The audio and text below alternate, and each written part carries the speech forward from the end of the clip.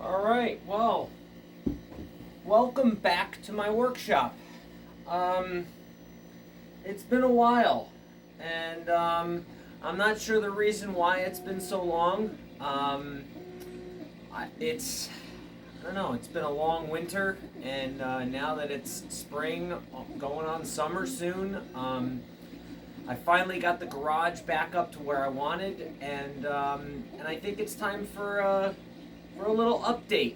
So, the last time I left you, I was working on the Rocketeer Jetpack. I'm upset at myself for not following through with different videos, because I made part one and then just nothing. But it was just difficult because over the winter it was cold out here. I don't have heat in my shop, so it's very difficult to do things out here in the wintertime. So I spent some time out here as much as I could doing this, between printing inside the house, because you can't print out here when it's cold. The printer just doesn't like it. So just to update you, the Rocketeer Jetpack is finished. And here it is. I mean, you guys all remember the helmet, so obviously it has to be here for the unveiling. But yeah, so this is the jetpack. I mean, I think it came out fucking amazing. I got a backpack harness. It's actually from a paint sprayer. Fits really well. Got a set of gloves and a little button on there that turns on the thruster lights. I put some lights in there, so just to give it a cool little effect. I'm working on some electric motors to get the fan to spin when I turn that on, but that'll come. But I mean, honestly, dude, check this out. I mean, I can literally just put this thing on.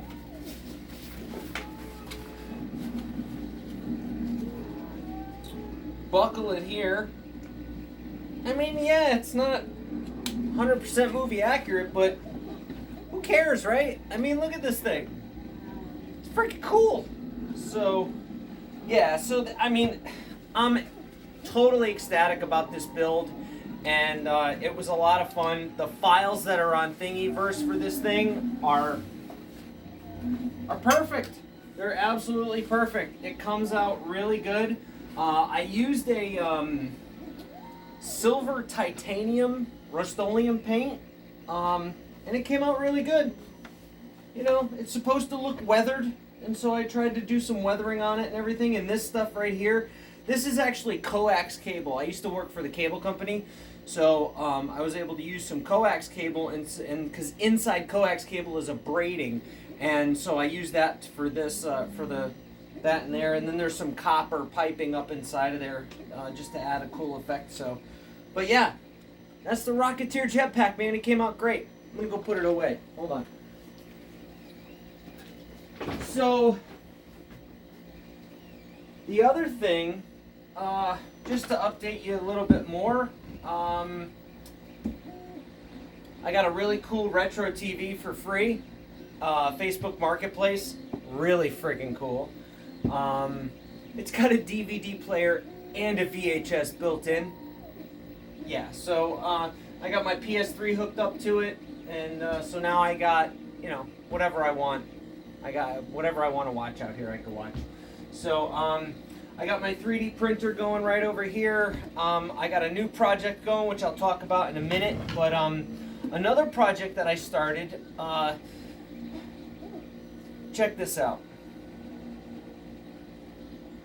Yeah, that's Eddie Valiant's cartoon gun from Who Framed Roger Rabbit.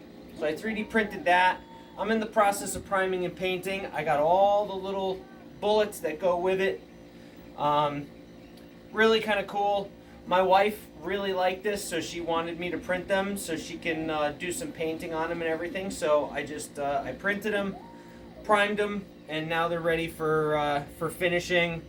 and that's going to be a cool little addition to all of my 3D printed stuff. So yeah, I mean, so after all the helmets, after the Rocketeer Jetpack, and you know, I was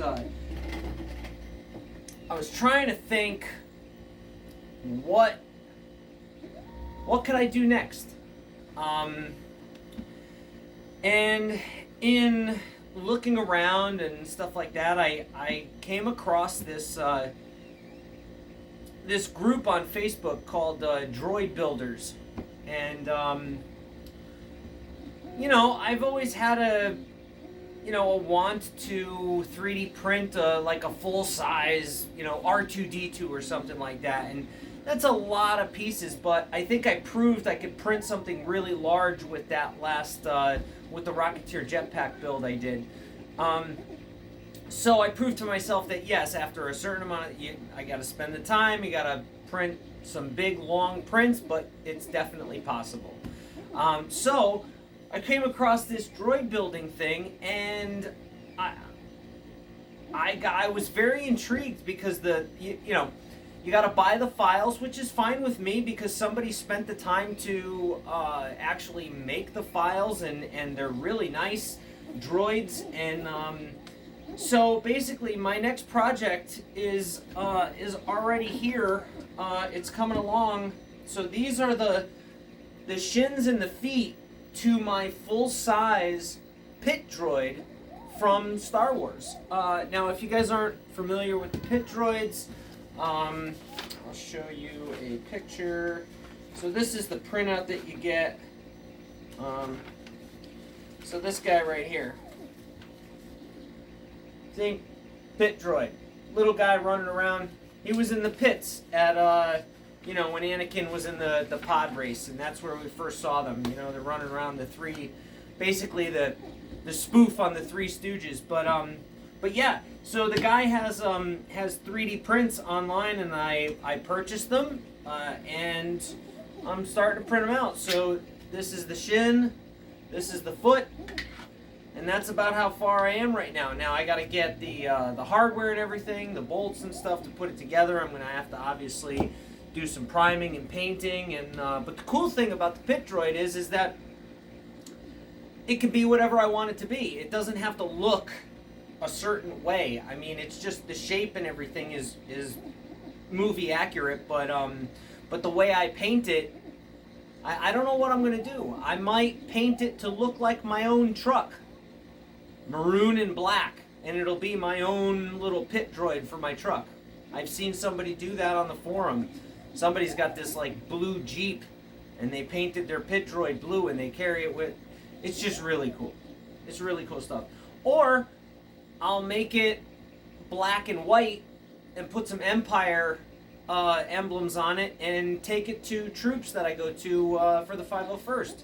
So many options, but I'm not even there yet. And but yeah, that's where I'm at. And you know, it's going to be fun. So I'm going to try to keep up doing some more videos for this new pit droid build that I'm doing. And yeah, thanks for tuning in, and hit the like or subscribe button for me, and I appreciate it. Take care.